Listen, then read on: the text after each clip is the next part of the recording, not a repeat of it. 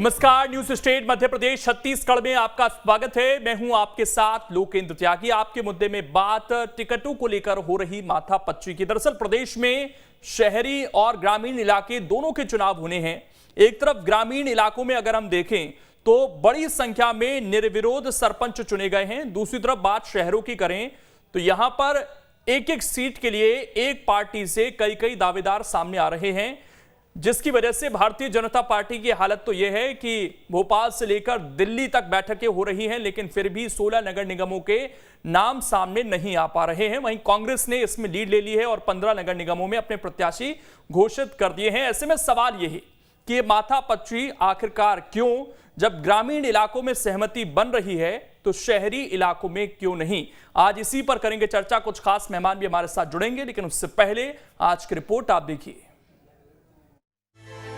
Bharatiya Janata party में mayor पद के लिए माथापच्ची जारी है। प्रत्याशियों की लिस्ट लेकर मुख्यमंत्री शिवराज सिंह चौहान दिल्ली गए हैं। उम्मीद है कि दिल्ली में चर्चा के बाद प्रत्याशियों के नाम के ऐलान किए जा सकते हैं। दूसरी तरफ कांग्रेस लिस्ट में देरी पर बीजेपी पर निशाना साध रही है। पार्टी में गुटबाजी का आरोप भी लगा रही है। अरे बीजेपी पहले अपना महापौर का प्रत्याशी घोषित कर दे। भोपाल में विभाग पटेल 7 दिन पहले घोषित हो चुकी है। 16 में से 15 हमने घोषित कर दिए। तुम्हारे हैं कहाँ महापौर? तुम्हारे पास महापौर कैंडिडेट नहीं है, कोई लड़ने को तैयार नहीं है। विधायकों को ढूंढ रहे हो, वार्डों के अंदर घमासान मची हुई है। बाकी कोहराम सिंधिया जी ने वहां जाके मचा दिया है। उठ के नरेंद्र सिंह तोमर निकल गए। आपकी गृह मंत्री की चल नहीं रही है। एक तरफ गांवों में जहां लोगों की सहमति से पंच सरपंच बिना चुनाव के चुने जा रहे हैं, तो वहीं शहर में काफी माथापच्ची देखने को मिल रही है। गांव की सरकार के आंकड़ों पर नजर डाले तो नामांकन के बाद कुल 604 सरपंच निर्विरोध चुने गए। सागर की 21 साल की जानकी गोंड सबसे कम उम्र की सरपंच बनी। शहडोल के 75 साल के रामकिशोर बैगा सबसे बुजुर्ग सरपंच बने। निर्विरोध सरपंचों की सूची में युवा और महिलाओं की संख्या अधिक है। 21 साल से 30 साल के आयु वर्ग के कुल 19 सरपंच निर्विरोध चुने गए। निर्विरोध सरपंचों की सूची में महिलाओं की संख्या 84% है। 71 से 80 साल के आयु वर्ग में 3 सरपंच निर्विरोध चुने गए। 71 से 80 साल के आयु वर्ग के निर्विरोध सरपंचों में 66% महिलाएं हैं। गांवों में तो निर्विरोध सरकार चुनी जा रही है, लेकिन शहरों में चुनने की तो छोड़िए, टिकट की दावेदारी को लेकर ही सिर्फ अटव्वल की नौबत है। पार्षदों के टिकट को लेकर ही काफी कशमकश है। पार्षद की एक सीट पर कई गुना ज्यादा आवेदन आए हैं, तो वहीं मेयर सीट के लिए तो भोपाल से दिल्ली तक मंथन चल रहा है, लेकिन फिर भी अब तक टिकट फाइनल नहीं हो पाया है। कोर ग्रुप ने 2 दिन में कई बैठकें की। लिस्ट पर सीएम शिवराज की दिल्ली में चर्चा हुई। भोपाल, इंदौर और ग्वालियर सीट पर लड़ाई ज्यादा है।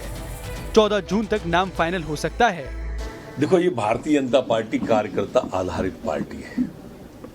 ये व्यक्ति आधारित पार्टी नहीं है कांग्रेस की तरह कि एक व्यक्ति बैठा और उसने टिकट मान ली। 5 साल जनता की सेवा करने वाला व्यक्ति चाहिए। अब चूंकि उनकी पार्टी में तो उन्हें मालूम है परिणाम पहले से, इसलिए किसी को भी दे दें। पद, पावर और बजट बढ़ा तो दावेदारी की लड़ाई भी बढ़ी। फिलहाल मेयर सीट के लिए जो कशमकश देखने को मिल रही है, उससे तो यही साबित होता है कोई भी ये सुनहरा मौका छोड़ना नहीं चाहता। दूसरी तरफ पार्टी अपने चहेतों को नाराज भी नहीं करना चाहती है और जिताऊ उम्मीदवार को मैदान में उतारना चाहती है। ऐसे में ये लड़ाई काफी दिलचस्प हो गई है। Team news state. और चर्चा करने के लिए 3 खास मेहमान इस वक्त हमारे साथ जुड़ गए हैं। चैतन्य भट्ट जी हैं, वरिष्ठ पत्रकार हैं। ब्रजगोपाल लोया जी हैं, प्रवक्ता हैं बीजेपी के। और आनंद जाट जी हैं, वरिष्ठ नेता हैं कांग्रेस के। आप तीनों का बहुत बहुत स्वागत है।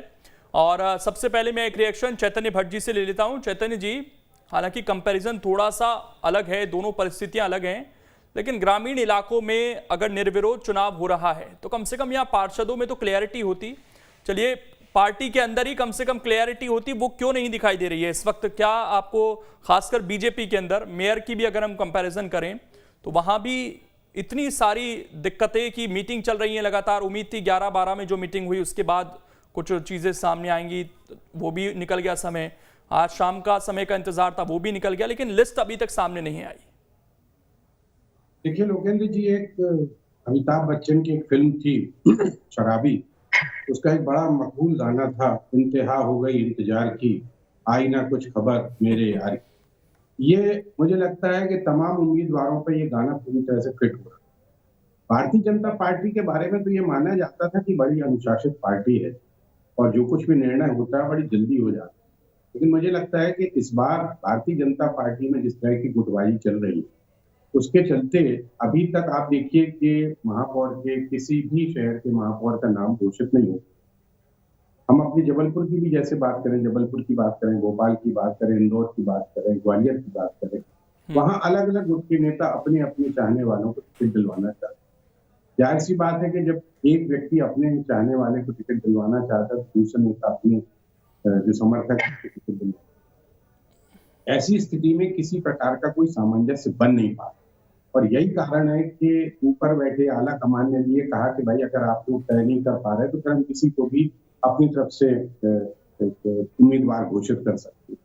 दिक्कत क्या हो रही है कि भारतीय जनता पार्टी में, क्योंकि लोगों को ये लगता है कि सत्ता अभी उनकी है इसलिए इसका फायदा हमें मिल जाएगा, इसके बहुत से उम्मीदवार रास्ते में खड़े हुए हैं। लेकिन दिक्कत ये हो रही है कि उनमें से किसको दिया जाए। अब देखिए, विष्णुदत्त शर्मा किसी को चाहते हैं, सिंधिया जी किसी को चाहते हैं, नरेंद्र सिंह तोमर किसी को चाहते हैं, सीएम किसी को पसंद करते हैं, सांसद जो है लोकल वो अपने तरफ से अपना नाम बढ़ाना चाहता है। जबलपुर में मैं बताऊं आपको कि सांसद किसी कमलेश अग्रवाल जी का नाम चला रहे हैं, सीएम की पसंद डॉक्टर जितेंद्र जामदार हैं, काफी उम्र भी हो चुकी है, जो जन अधिकार परिषद के उपाध्यक्ष भी है, राज्य मंत्री का दर्जा भी है। तो विष्णुदत्त शर्मा अपने खास अभिलाष पांडे के लिए लगे हुए। तो इन परिस्थितियों में कैसे निर्णय हो, इसमें सबसे बड़ी दिक्कत ये है कि उम्मीदवारों को जो लंबे समय से कोशिश कर रहे थे कि हमको मिलेगी, क्योंकि आप देखिए कि ज्यादा समय नहीं बचा है।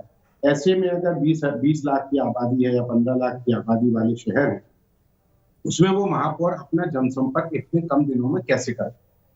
मुझे तो लगता है कि जिस दिन सुप्रीम कोर्ट ने निर्देश जारी किए थे कि आपको नगरीय निकायों के चुनाव करवाने हैं, उसी दिन दोनों पार्टियों को अपने अपने प्रत्याशी तय कर लेना था। और इस मामले में कांग्रेस ने पहली बार बाजी मारी। उसने अपने 15 उम्मीदवार हैं जो काफी दिन पहले ही से उन्होंने इशारा कर दिया था आपको ही चुनाव लड़ना है, और उसके अधिकृत की घोषणा भी कर दी, तो उनका काम शुरू हो गया। जबकि भारतीय जनता पार्टी के जो उम्मीदवार हैं, इसी युवा को हमें कब अधिकृत प्रत्याशी घोषित किया जाएगा और हम अपना काम शुरू कर पाएंगे। दूसरी बात सबसे बड़ी जो मैं कहना चाहता हूँ कि जिसके लिए इतनी मारामारी हो रही है, इस महापौर पद के लिए इतनी मारामारी मची है, उसकी स्थिति क्या है। महापौर के पास कोई प्रशासनिक अधिकार नहीं है, सारे अधिकार जो है वो कमिश्नर के पास होते हैं। महापौर की स्थिति ऐसी है कि उसको एक गाड़ी दे दी गई है, एक मोबाइल फोन दे दिया गया और एक बंगला दे, क्योंकि शहर का ही होता है वो महापौर, इसलिए उस बंगले में जाता नहीं है कार्यालय बनाने।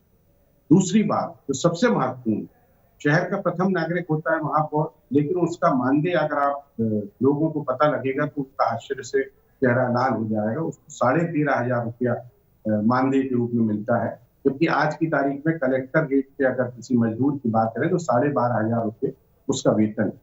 तो आप बताइए कि इतनी गरिमामय पद के लिए सरकार ने 13,500 रुपये मानदेय, इसको सम्मान राशि कहते हैं, अगर वो रखी है तो इसके पीछे क्या कारण है। भाई 16 टोटल महापौर हैं, आप एक सम्मानजनक राशि तो कम से कम उनको दीजिए। विधायक 230 विधायक हैं जिनका वेतन 1,10,000 के आसपास है, उसके अलावा भी उनको बहुत सी सुविधाएं। तो महापौर की जो गरिमा है वो भी शासन ने कम करके रखी। ये बात अलग है कि लोग महापौर बनना चाहते हैं क्योंकि वो सम्मानित पद होता है, लेकिन उसके साथ साथ उसकी गरिमा का भी ध्यान रखना चाहिए और उसके अधिकारों में भी बढ़ोतरी होना चाहिए। मेरा ये सबसे बड़ा कहना है। बिल्कुल, ये भी एक विषय है। ब्रजगोपाल लोया जी भी हमारे साथ जुड़ गए हैं। ब्रजगोपाल जी, स्वागत है आपका। और बड़ा अच्छा यहाँ पर कहा कि इंतजार की इंतहा हो गई लेकिन लिस्ट सामने नहीं आई। कहाँ दिक्कत जा रही है सर? नहीं, ना तो इंतजार की कोई इंतहा है, ना कोई दिक्कत है।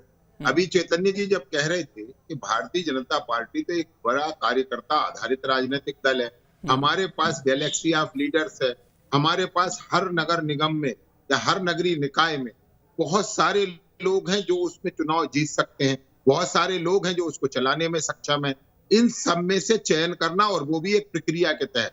हम किसी परिवार के राजनीतिक दल नहीं है कि कोई एक व्यक्ति बैठेगा और सारे कार्यकर्ताओं का निर्णय कर देगा। हमें तो निर्णय भी कार्यकर्ताओं को करना है ये तो निर्णय होने नहीं दे रहे हैं क्या ये नेता?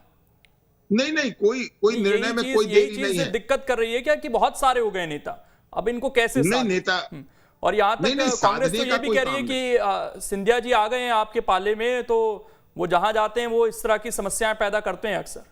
के मिश्रा जी का बयान है। इसलिए ये नहीं, कांग्रेस इसलिए ऐसी बातें करती है।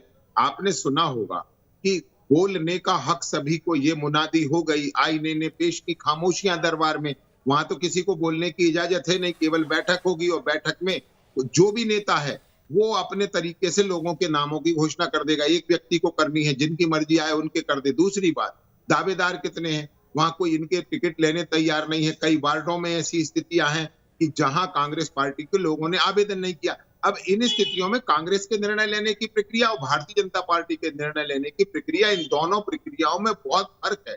और माननीय मुख्यमंत्री जी आज देर रात तक लौटेंगे और कल तक ये सारी स्थितियां स्पष्ट हो जाएंगी। और कही जा रही है लोया जी बीजेपी के बारे में कि यहाँ अब लोकल बॉडीज के चुनाव भी दिल्ली से तय होंगे क्या, फिर विधायकों के क्या अमेरिका से तय होंगे?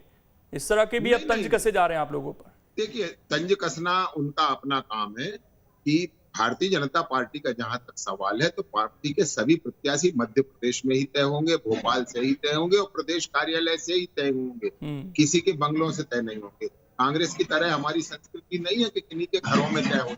हमारे तो प्रदेश कार्यालय में तय होंगे, बैठक के आधार पर तय होंगे और भारतीय जनता पार्टी के जितने हमारे प्रदेश का नेतृत्व है वो तय करेगा। दिल्ली का जहां तक सवाल है तो कांग्रेस आज चूंकि माननीय मुख्यमंत्री जी दिल्ली गए, वो अपने प्रशासनिक काम से गए, वो सरकार के मुख्यमंत्री हैं, वो सभी केंद्रीय मंत्रियों से मिलने गए, माननीय अमित शाह जी के पास भी गए। तो वो सरकारी कामकाज हम इसमें तो बाधा थोड़ी बनने देंगे कि अभी टिकट वितरण करना है तो माननीय मुख्यमंत्री जी कर दीजिए घोषणा। अगर बीजेपी कार्यालय से हो रही है तो मुख्यमंत्री के आने का इंतजार भी क्यों है? कर दीजिए। नहीं, निश्चित बीजेपी कार्यालय से ही होगी। और आपको तो प्रक्रिया भारतीय जनता पार्टी की मालूम है कि हम किस तरह से घोषणा करते हैं, किस तरह से निर्णय लेते हैं। चलिए मैं एक सवाल और पूछ लेता हूं, उसके बाद आनंद जाट जी के पास में जाऊंगा। लोया जी, आप कह रहे हैं कि यहाँ विचार विमर्श हो रहा है, लेकिन ऐसा लग रहा है कि विचार विमर्श की जगह लॉबिंग ज्यादा हो रही है, क्योंकि कई जगह से ऐसी खबरें भी सामने आ रही हैं कि अभी टिकट तय नहीं है, लेकिन उनको शायद एहसास हो गया नहीं मिल रहा है तो उन्होंने निर्दलीय ताल ठोकने की भी तैयारी कर ली है। तो अब ऐसी परिस्थितियों से कैसे निपटेंगे आप लोग? नहीं, देखिए मैं आपसे फिर कह रहा हूं, भारतीय जनता पार्टी में निर्णय होने तक प्रत्येक व्यक्ति को अपनी बात रखने का पूरा अधिकार है, क्योंकि हम लोकतांत्रिक राजनीतिक दल। और इसके बाद जब निर्णय हो जाता है तो भारतीय जनता पार्टी का प्रत्येक कार्यकर्ता अपनी पूरी ऊर्जा से भारतीय जनता पार्टी को जिताने के लिए काम करता है। उसमें ऐसा कोई कार्यकर्ता पहले प्रेशर पॉलिटिक्स कर सकते हैं अपनी तरफ से, अगर जितनी हो जाए। नहीं, हम किसी तरह की, हम तो सीधी पॉलिटिक्स करते हैं कि विचारधारा हमारे लिए प्राथमिकता है और कार्यकर्ता हमारी पूंजी है। जो हमारा नारा है वो वही रहेगा और स्थानीय निकाय के चुनाव में वही रहेगा। वो 16 के 16 स्थानीय निकाय चुनाव आपके सामने हम अभी देखेंगे कि नगर निगम पूरे 16 भारतीय जनता पार्टी जीतेगी। जो इतिहास है उसको फिर दोहराएंगे। चलिए वो तो भविष्य है, पहले क्लियर तो हो जाए लड़ेगा कौन, उसके बाद जीतेंगे। आनंद जाट जी, एक सीट आपकी भी रह गई है, उसमें इतना पशुपेश क्यों है? अगर 15 पर डिसीजन हो गया तो एक क्लियर कर देते उसको भी।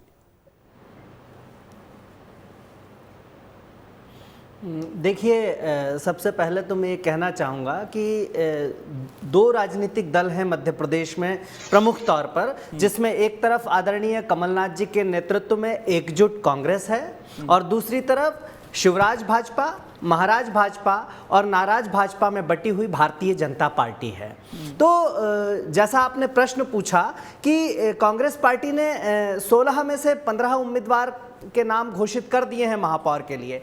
एक उम्मीदवार के नाम पर स्थानीय स्तर से जो नेता हैं उनकी असहमतियां थी, वो उस पर सहमत नहीं हो पा रहे थे, तो पार्टी ने नए सिरे से वहां पर सर्वे किया और नए लोगों के नाम पैनल में लिए। और मैं ये मानता हूं कि कल शाम तक सर्वे अमेरिका हो जानी चाहिए। सज्जन सिंह वर्मा को हमारे बीच कोई विवाद, आपकी भी टिकट अमेरिका की कंपनी ने सर्वे कर तय करवाया। आप अगर बहुत मूर्धन्य और विद्वान पत्रकार हैं, आपने उस राजनीतिक तंज को प्रश्न के तौर पर क्यों लिया ये मैं नहीं समझ पा रहा हूँ, क्योंकि उन्होंने वो तंज कसा था। लेकिन जब अगर वो ये नहीं बता पा रहे हैं कि हम कितनी सीट जीत सकते हैं, हंसते हुए कहा था उन्होंने, तो फिर तो शायद अमेरिका की कंपनी आकर बताएगी कि कितनी सीट जीत सकते हैं। सज्जन सिंह वर्मा को तो पता नहीं है। नहीं, प्रश्न जो है और आपके डिबेट का विषय जो है वो मैं समझता हूं कि महापौर प्रत्याशी के चयन को लेकर है, पर फिर भी चूंकि अगर मैं अभी बता दूंगा, एक आपने काल्पनिक प्रश्न पूछा आपने है कहा कि सर्वे हो रहा है एक सीट के लिए, तो मैंने वही पूछा कि वो सर्वे अमेरिका की एजेंसी करके गई है क्या? एक सीट के लिए सर्वे नहीं, सर्वे एक सीट के लिए हो रहा है। जनता की राय शुमारी की जा रही है कि आप कैसा प्रत्याशी चाहते हैं, किसे चाहते हैं। भाई, जिस जनता के लिए हम शहरी सरकार बनाने जा रहे हैं, जिसको प्रतिनिधि देना चाहते हैं, ये लोकतांत्रिक प्रक्रिया फॉलो कर रहे हैं। आपको लोकेंद्र जी इसमें भी आपत्ति है? नहीं, इस पर आपत्ति नहीं है सर। अगर मैं आपसे पूछूं आज भाई, हम लोकतांत्रिक प्रक्रिया अपनाना चाहते हैं। नहीं, बिल्कुल अपनाइए सर, मोस्ट वेलकम है आपका। लेकिन सवाल यह है कि चुनाव से पहले हर पार्टी ये दावा जरूर करती है कि हम 16 की 16 सीट जीत रहे हैं, और आप तो बकायदा पूरा प्रोसेस लेकर आए हैं। आपने जनता से ही जो रायशुमारी निकल कर आई है उसी के आधार पर नेता चुना है, तो फिर तो जीत निश्चित होनी चाहिए। तो इस चीज का कॉन्फिडेंस क्यों नहीं है आप लोगों को? सीधा सीधा जवाब क्यों नहीं दिया जाता इसका? नहीं, बिल्कुल कॉन्फिडेंट हैं। हाँ। बिल्कुल, इसका जवाब मैं देता हूं ना, आप पूरी बात सुनिए। चूंकि आप वाशिंगटन और अमेरिका में उलझे हुए हैं, तो मैं फिर जवाब कैसे दूं? तो वास्तव में प्रश्न ये है कि मध्य प्रदेश की जो 16 नगर निगम है उसकी जनता क्या चाहती है, और मध्य प्रदेश की जनता निर्णय करेगी। और वो जानती है कि मध्य प्रदेश में पिछले जो नगर निगम के चुनाव थे उसमें 16 नगर निगम में जो है मध्य प्रदेश में भारतीय जनता पार्टी जीती थी, और उसके बाद आप सब ने देखा कि किस तरह का कुशासन रहा। मध्य प्रदेश के मुख्यमंत्री थे बाबूलाल गौर साहब। उन्होंने कहा था कि मध्य प्रदेश के हर घर को, भोपाल के हर घर को जो है नर्मदा का पेयजल देंगे। लेकिन क्या आज मध्य प्रदेश या भोपाल के हर घर में पेयजल मिल रहा है? ये ब्रजगोपाल जी का जब समय आए उनसे पूछिएगा ये प्रश्न। मैं जानना चाहता हूं कि क्या भोपाल के हर व्यक्ति को पानी दे दिया गया है? क्यों खंडवा के नगर निगम क्षेत्र के अंदर 2 किलोमीटर लंबी लाइन जो है टैंकरों के लिए लग गई? क्यों आज भोपाल में कोलार क्षेत्र में टैंकर से पानी दिया जा रहा है? कहां है वो नर्मदा पाइपलाइन के दावे? और कहां है, मैं ये पूछना चाहता हूं कि जिस प्रकार से कोरोना का कुप्रबंधन हुआ है, उस कोरोना के कुप्रबंधन के दौरान 4 लाख रुपए आपदा प्रबंधन अधिनियम के तहत जिसकी मृत्यु हुई है उस व्यक्ति के परिवार को दिया जाना चाहिए। उस कंपनसेशन का क्या हुआ? कितने नगरीय निकायों में या कितने लोगों को आपने आज तक कंपनसेशन दे दिया है? ये वो कमलनाथ जी ही थे जिन्होंने मध्य प्रदेश के हर व्यक्ति को स्वास्थ्य का अधिकार देने की पहल की। इस पर लोया जी रिएक्ट करना चाह रहे हैं, उसके बाद मैं चैतन्य भट्ट जी के पास जाता हूं। लोया जी बोलिए। क्योंकि हाँ, नहीं, देखिए लोकेन जी, दो तीन बातें हैं। मेरा एक तो पहले का प्रश्न है। नहीं आनंद जी, 1 मिनट सुन लीजिए। आपने अभी कहा कि एक स्थान पर आप लोकतांत्रिक प्रक्रिया का पालन कर रहे हैं। 15 स्थानों पे तो आपने लोकतांत्रिक प्रक्रिया का पालन किया नहीं और टिकटें घोषित कर दी। एक स्थान पर आप कर रहे हैं, बड़ी बधाई है आपको इतने बड़े लोकतंत्र के लिए। दूसरी बात मैं आपसे कह रहा था, आप अभी चर्चा कर रहे थे कि हमने पेयजल के लिए पहली बार किसी सरकार ने आजादी के 70 वर्ष बाद ये सुनिश्चित किया कि हम हर घर में नल के कनेक्शन के माध्यम से जल का पहुंचाने का काम करेंगे। आप तो वो भी नहीं कर पाए। अपने 70 सालों को थोड़ा सा देख लीजिए, और आज हमारा प्रयत्न है। आपको याद होगा कि आप 1980 से इस काम में लगे थे कि भोपाल में नर्मदा का पेयजल आए, परंतु आप केवल भोपाल की जनता से वादे करते रहे, लाए कभी नहीं। भोपाल में अगर नर्मदा जल पहुंचा है तो माननीय मुख्यमंत्री जी शिवराज जी के नेतृत्व में वहां पहुंचा। भारतीय जनता पार्टी लाइनें तो अब भी लग रही है ना सर। न्यूज स्टेट पर अगर आप कार्यक्रम देखेंगे हमारा, भोपाल में नहीं हम तो बकायदा मुहिम चला रहे हैं इस पर। नहीं, बिल्कुल आप मुहिम चलाइए, परंतु मेरा आपसे कहना यह है कि इसके अलावा संपूर्ण मध्य प्रदेश में हम इस अभियान को चला रहे हैं। आप पूरे बुंदेलखंड में चले जाइए जहाँ सूखा था। आनंद जी, नहीं, बिल्कुल झूठ नहीं बोल रहे, हम सच बोल रहे हैं। आप तो केवल ये बताइए, आप तो एक बताइए कि नल से जल की कितनी योजनाएं 2003 तक थी मध्य प्रदेश में। और मैं बता रहा हूँ नर्मदा का जल एक गिलास भी किसी जगह नहीं मिलता था। आज मध्य प्रदेश के 3 जिलों में नर्मदा जल पहुंच रहा है। भोपाल की जनता नर्मदा पानी नहीं है। मैं आपसे फिर कह रहा हूँ आनंद जी, रोहित नगर में नर्मदा का जल दिया जा रहा है। नहीं, मध्य प्रदेश। मैं चैतन्य भट्ट जी के पास जा रहा हूँ, मैं आ रहा हूँ, आप दोनों के पास आ रहा हूँ मैं। चैतन्य भट्ट जी, झूठ बोलने की एक चीज आपने कही, आनंद जी आप बोल रहे हैं, इस पद की गरिमा क्या है उसका जिक्र आपने किया। आपने वेतनमान का भी जिक्र किया, पावर्स का भी जिक्र किया। उसके बावजूद भी इतने लोग इस पद के लिए ललायित हैं चुनाव लड़ने के लिए। 3 तो कांग्रेस के विधायक दावेदारी कर रहे हैं। तो फिर आकर्षण क्या है, इतनी मारामारी क्यों है मेयर बनने के लिए? पद क्या होता है, सम्मानजनक पद होता है, शहर का प्रथम नागरिक माना जाता है, इसलिए लोगों को लगता है कि मैं मेयर रहूं, महापौर रहूं। महापौर की एक अपनी गरिमा होती है, इसलिए। और फिर ये तो जनप्रतिनिधियों की सरकार है, नगर निगम है, उसको लगता है कि मैं अगर महापौर बनूंगा तो निश्चित तौर पर मैं शहर विकास का जो मेरे अंदर एक सीन मैंने बना के रखा है, जो विचार बना के रखा है, उसको मैं पूरा कर पाऊँ। लेकिन लोग कहेंगे बड़ी आश्चर्य की बात है कि अभी बहुत सी स्मार्ट सिटी बन गई। जबलपुर में भी स्मार्ट सिटी 2016 से 6 साल हो गए स्मार्ट सिटी बनते। किसी भी जनप्रतिनिधि की उसमें कोई भागीदारी नहीं, इवन महापौर को भी उसमें स्मार्ट सिटी के किसी भी काम में इन्वॉल्व नहीं किया जाता है। निगमायुक्त, सीओ और कलेक्टर ये पूरे स्मार्ट सिटी का काम कर रहे हैं, जिनके पास कोई भी तकनीकी ज्ञान नहीं। ठीक है, महापौर के पास भी कोई तकनीकी ज्ञान नहीं है, लेकिन चूंकि वो अगर शहर विकास का एक प्रमुख स्तंभ है तो उसको भी शामिल किया जाना चाहिए, विधायकों को भी शामिल किया जाना चाहिए। और उसके अभाव में ये हो रहा है कि स्मार्ट सिटी के नाम पे जिस तरह की बंदर बांट मची हुई है। जबलपुर में बताया जा रहा है कि 300 करोड़ रुपए खर्च होता है, 3 अरब रुपए में तो एक नया शहर बसाया जा सकता है। लेकिन अगर कभी आप अपने रिपोर्टर से बात करेंगे और उनसे कहेंगे कि स्थितियां बताएं, तो आपको लगेगा कि हम किसी गांव में रह रहे हैं। इतनी जगह जगह सड़कें खुदी हुई हैं, नालियां भरी हुई हैं, कोई काम नहीं हो पा रहा। लेकिन इसकी तरफ कोई ध्यान नहीं दे रहा और ना जनप्रतिनिधियों को उस पर शामिल किया जा रहा है। तो मुझे लगता है कि एक विचार बनाता है व्यक्ति, एक नेता होता है, उसको ये लगता है कि शहर हम, क्योंकि वो शहर का ही व्यक्ति होता है। नौकरशाह को आते हैं, 2 साल रहते हैं, वो चले जाते हैं। लेकिन शहर का जो व्यक्ति होता है उसके मन में एक आकांक्षा रहती है कि हमारा शहर जो है वो पूरी तरह से विकसित हो जाए। इसलिए भी लगता है कि जो महापौर का एक पद है उसके लिए लोग लालायित। एक सवाल और चैतन्य जी मैं आपसे जानना चाह रहा था कि क्या केवल ये जो सिरदर्द बढ़ा है पार्टी के अंदर, ये सिंधिया के आने से बढ़ गया है जैसा कांग्रेस कह रही है? क्योंकि बीजेपी के भी कई बड़े दिग्गज नेता हैं, खबरें आ रही हैं कि वो भी अपने चहेतों को चुनाव लड़ाना चाहते हैं। तो केवल क्या एक सिंधिया फैक्टर है या ओवरऑल जो सारे नेता हैं उनकी वजह से मामला अटक रहा है अभी? नहीं, देखिए, सिंधिया जी का तो मसला मेरे ख्याल से ग्वालियर तक सीमित है। जबलपुर, भोपाल, इंदौर का कोई ज्यादा हस्तक्षेप नहीं है।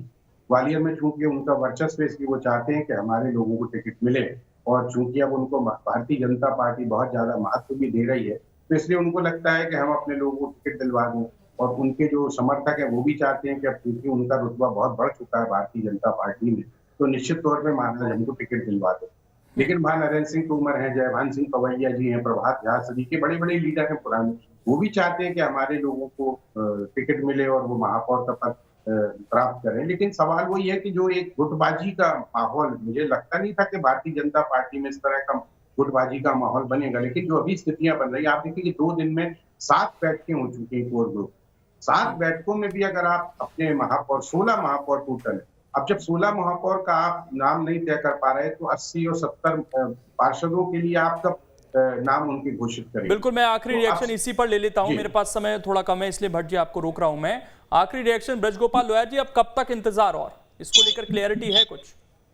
बिल्कुल क्लियरिटी है, केवल एक दिन का इंतजार और कल सारी स्थितियां आपके सामने होंगी और कल हम भारतीय जनता पार्टी के जो उम्मीदवार घोषित होंगे उनका स्वागत कर रहे हैं। ठीक, आखिरी रिएक्शन आनंद जी आपका। जी, सुनाई दे रहा है? जी बोलिए जल्दी से। हाँ, देखिए क्या है कि जितनी भी बातें चैतन्य भट्ट साहब ने कही हैं, मैं ये समझता हूं कि ये बता रही हैं कि मध्य प्रदेश में भारतीय जनता पार्टी लोकतंत्र में कितना विश्वास करती है कि चुने हुए जनप्रतिनिधियों को कहीं भी विकास की प्रक्रिया में, चाहे स्मार्ट सिटी हो या नगर निगम की बात हो, उसमें नहीं रखती है। जिस तरह से उन्होंने मध्य प्रदेश में आदरणीय कमलनाथ जी की जनता द्वारा चुनी हुई सरकार गिराई, और उसके बाद अब जनता के मुद्दों पर भी स्थानीय प्रशासन में कोई मौका नहीं देते हैं, उससे ये समझ में आता है कि इनका लोकतंत्र में कोई भरोसा नहीं है। और अब मध्य प्रदेश आपको पूरी आजादी है सर, आप चुनाव लड़िएगा, क्योंकि जनता को तय करना है कि क्या स्थिति है। उम्मीद यही है कि जल्द ही नाम फाइनल हो जाएंगे। फिलहाल समय इतना ही है, बहुत बहुत शुक्रिया आप सभी का जुड़ने के लिए और इस चर्चा का हिस्सा बनने के लिए। फिलहाल छोटा सा ब्रेक, खबरें लगातार जारी हैं।